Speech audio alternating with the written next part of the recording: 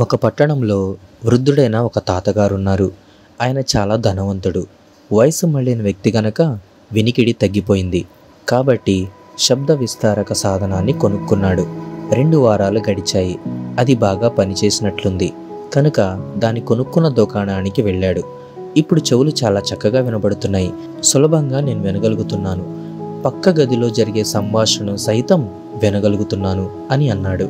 అందుకు ఆ షాపు యజమాని, అయితే నీవు వినగలుగుతున్నందుకు నీ బంధువులందరికీ చాలా సంతోషంగా ఉందన్నమాట అని తన ఆనందాన్ని వ్యక్తం చేశాడు. ఆ వృద్ధుడు, అది కాదు సార్, నేను దీని గూర్చి వాళ్ళకి ఇంకా చెప్పనే లేదు. అయితే ఏం జరిగిందో చెప్తా వినండి అంటూ నా చుట్టూ ఉన్న వారి మాటలు సంభాషణలు వింటూ ఉంటిని. అన్నీ విన్నాక నా వేలునామాను నేను 3 సార్లు మార్చాను. ఇంకా ఎన్నిసార్లు మార్చాలో అని జవాబిచ్చాడట. నిజమే, కానీ మన యేసయ్య అటువంటి వాడు కాదు. తన మనస్సును ఎన్నడూ మార్చుకొననివాడు. మనల్ని ప్రేమించడం మాననివాడు. మన గూర్చి చింతించకుండా ఉండలేనివాడు మన ప్రభువు. మనం మారుతూ ఉంటాము. మన మనసులను మార్చుకుంటూ ఉంటాము. అవసరమైతే మనుషులను కూడా మర్చిపోతుంటాము. అవసరమైతే మనుషులను కూడా మార్చుతుంటాము. మన వైఖరులు మారుతుంటాయి. అనేక సార్లు మనం ఆయన్ని వదిలివేస్తాం. ఆయన ప్రేమను కాదంటాం. మన స్వలాభాన్నే చూసుకుంటాం.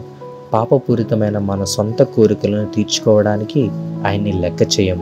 అయినను ఆయన మనల్ని ఎల్లప్పుడూ తన శాశ్వతమైన ప్రేమతో ప్రేమిస్తున్నాడు.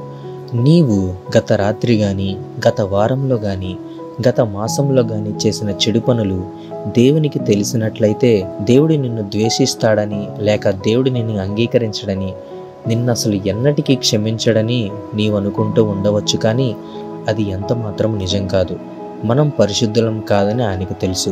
మనం చాలాసార్లు ఆయన చెప్పినట్లు చేయలేదని ఆయనకు తెలుసు. మన బలహీనతలు ఆయనకెరుక.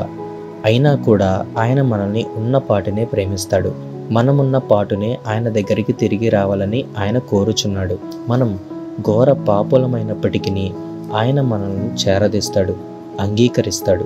యెషయా 49:15లో చెప్పిన విధంగా, స్త్రీ తన గర్భమున పుట్టిన బిడ్డను కరుణింపకుండా తన చంటి పిల్లను మరచునా?